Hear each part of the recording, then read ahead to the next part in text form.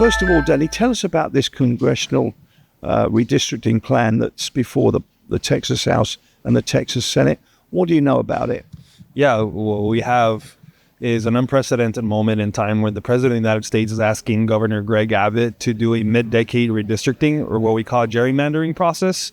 It's pretty unprecedented. I know Tom DeLay did something earlier this century in 2003, and it was considered illegal, unconstitutional. We know that there's been some erosion of our democracy through the erosion of the Voting Rights Act with the 2013 Eric Holder decision.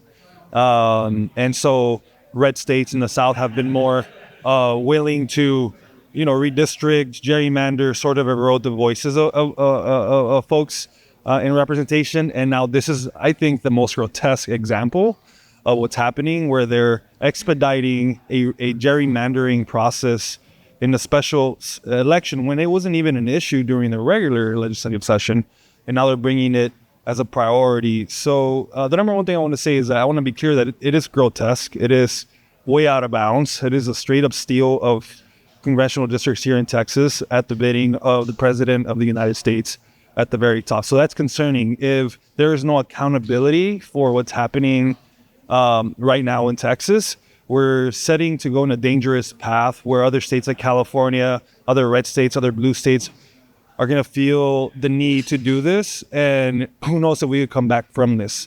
So that's a concern. But more specifically for South Texas, the two of the 5 districts that have been targeted by Republicans in Texas are Congressional District 34, which is Vicente Gonzalez seat, and Congressional District 28. Now, Congressional District 34, the lines have changed where this proposal no longer includes Hidalgo County, which historically it has, the eastern side of Hidalgo County, and instead adds parts of Nueces County. So we're looking at about 64,000 less Hispanic voters and more voters up in Nueces County. So that could change the dynamics of that race quite a bit. Versus District 28 with Henry Cuellar is actually a more Hispanic district. It's now including Western Hidalgo County, which many precincts, they go with Donald Trump. Hispanic voters, they go with Donald Trump in the western portion of Hidalgo County, but also went with Michelle Vallejo in those same precincts. So I have noticed that some of these redrawings of South Texas are based off the Trump election numbers, not so much the down ballot races, which is an interesting situation for the Democrats in Congress. So the whole purpose, as you say, was to create 5 new seats that the Republicans could gain. But you're telling us here today that in the case of the 2 seats in South Texas, that may not turn out to be the case, that both incumbents, if they are the candidates, Cuellar in 28 and Gonzalez in 34, they could actually hold on. Yeah, like I mentioned, it seems like part of the equation for the Republicans in the redistricting in South Texas is based on Trump numbers at the top of the ballot. But we know Michelle Vallejo won in Hidalgo County in these very same precincts. We know that Vicente Gonzalez performed very well in Eastern Hidalgo County. So even when we're looking at District 15, Eastern Hidalgo County is not going to be part of District 15. Does that make District 15 a little bit more competitive than what it previously was? Is it actually harder for Monica de la Cruz now, especially with the prospects of like a Bobby Pulido running, right, for Congress? That's an interesting... Even District 15 is in an interesting place right now where it's maybe more battleground than what people expected. Colin Allred outperformed Kamala Harris in South Texas. Henry Cuellar vastly outperformed Kamala Harris in his district, winning star in Zapata County, where Trump had turned those counties vastly for him in support of him. I mean, the numbers almost switch. It's 60-40 for Trump, but it's 60-40 for Henry in the same election, right? So we have people split ticket voting. So I think if Henry Cuellar is looking at this, if Vicente Gonzalez is looking at this, if Bobby Pulido or the other candidates that are running for Congress are looking at this, I think there's still some hope here that Hispanics are not going to be married or trending with the Republican Party the way that the Republicans think they might be, in the rest of the ballot. But surely if the whole goal of this was to pick up 5 seats in Texas, which is what President Trump declared he wanted, How have they then redrawn the lines and, in your opinion, not necessarily achieved that? Surely they must be comfortable. Yeah. I guess the answer you've given it is they're relying on the Trump election, the numbers from that election, and not the down ballots. I guess that's the answer. Yeah, I think so. Also, the possibility that there's not much left to redistrict. They have been redistricting and gerrymandering Texas for a long time already. So how much more can you possibly redistrict? I think that's one of the questions here. So I think they were just sort of working with the best they could, considering that they had already done as best they could for Republicans like Monica de Cruz to have an advantage in South Texas. So there wasn't much left to bite out, in my opinion. And looking specifically at Vicente Gonzalez District 34, I noticed on the map that his own particular home in McAllen obviously has been drawn out because none of Hidalgo County is in his district anymore. Does that matter in congressional races? Do you have to live in the district? You do not have to live in the district for a federal position like U.S. Congress. Pretty clear in the U.S. Constitution, constitutionally, that they just have to reside in the state that they're representing. But historically, traditionally, voters prefer the candidates or the representatives to live within the district. I think in this case, the Republicans were playing games here and drawing people out, or for example, in other districts, like in the case of Greg Casar and Lloyd Doggett, positioning both candidates in District 37 to try to force like an internal race or having them run against each other. Seeing the same thing in Dallas and in Houston.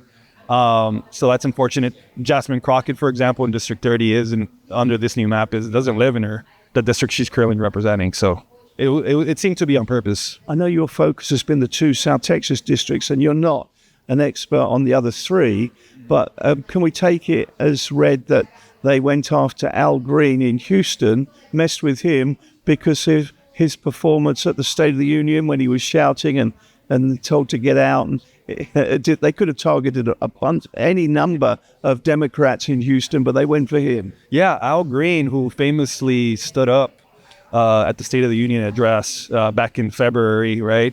Where there's a ton of these urban congressional districts in Houston and Dallas, going after his directly, which is District 9, if I remember correctly, now being combined with District 18, but the most conservative parts in District 18. The more liberal parts of District 18 they're just gonna pack it into a more Democrat district and, mix which is northeastern Harris County. I don't know if it's like Crosby area, like way out there at Escosita, part of Harris County that vote more Republican. So that makes it a plus 15 Trump district. So Al Green, unless he wants to run for District 18, he's under this map. He has no shot. He's done. And then that's Democrats losing a seat, obviously. And obviously District 18 is Sheila Lee Jackson's, rest in peace. That was her district for a long time. So that's just going to be a super more packed Democratic seat. I think the terminology they use in this conversation is cracking and packing. Right. So packing. There's two tactics. Packing is, what is it? If you have black voters or Latino voters or voters that have similar interests, there's a tactic to put all of them into one district so they don't have power in 2 to 3 districts. Or cracking, spreading and splitting their vote and weakening it that way. And that's an example of District 32. In Dallas, we have Congressional District 32, which is being cracked all the way to East Texas. If you actually look at the map and look at District 32, it's got a little bit of Dallas, so it's probably got a little bit of black and Latino voters, and it gets pushed all the way off to Upshur County, Wood County. If anybody's familiar with East Texas, that's out there by Tyler, Texas. Completely different community versus urban Dallas. So I have no idea what these two communities have in common, right? It's very different, but that's a really good example, a classic example of cracking voters.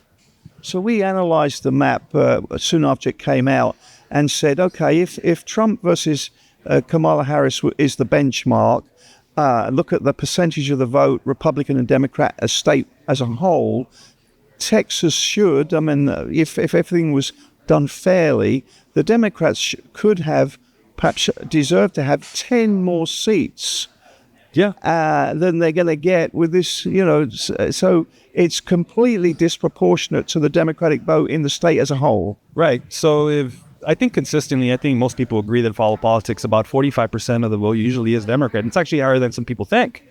But under this new map, if you actually do the math, if they drop it down to eight Democrats versus 30 Republicans, it would be about 20% for Democratic representation.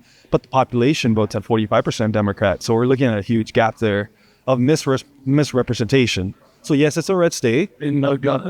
Abbott and Trump have won here by double digits, by 10 points, but still a large chunk of Texans that completely disagree with that vision of the world and need their representation, need their congressional representatives to voice their concerns and what they care about. And this is a complete steal of these voices in Congress. No, you're saying potentially the incumbents, Cuellar and Gonzalez, could win, but the intention is that there would be no Democratic representation in Congress from South Texas, which traditionally has been heavily Democratic.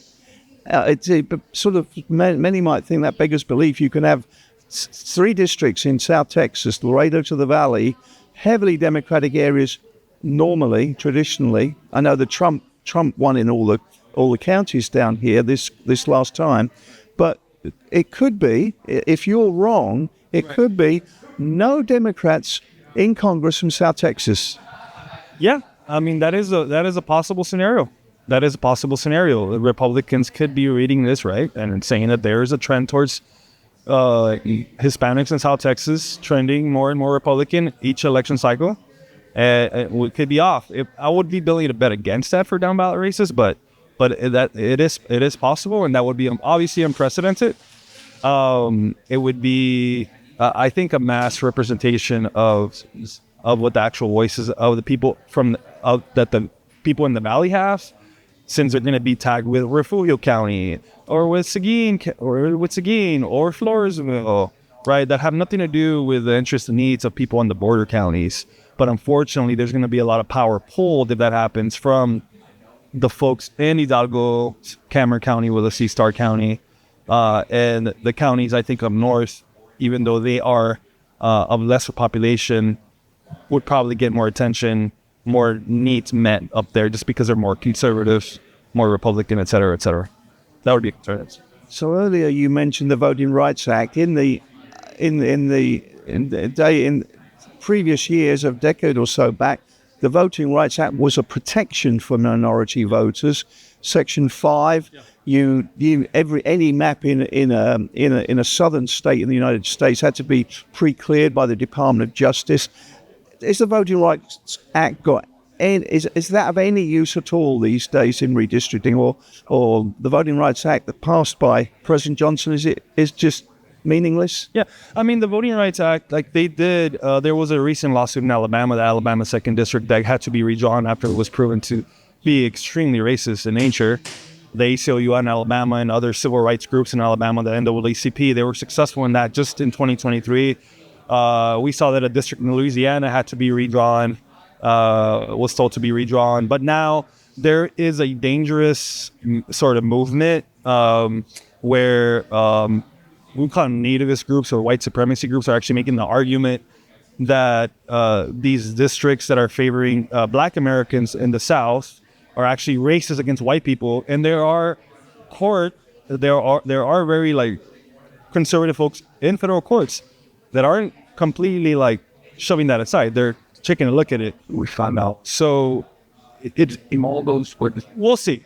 That's sort of there are folks sort of attacking that Louisiana decision, and federal courts haven't dismissed that concern from what I would say sort of white supremacy groups. So no, Sort of turning it around, we could use Voting Rights Act, but in favor of what white folks are looking at in the South. so no longer the protection for minority voters that the act was passed to achieve.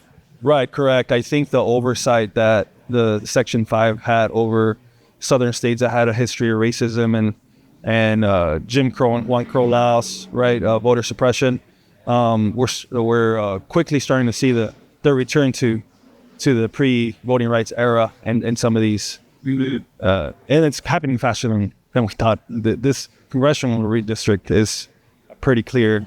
Like, welcome to pre-voting rights era. Well, Danny, those are all the questions I had. Is there anything else you want to add on this topic?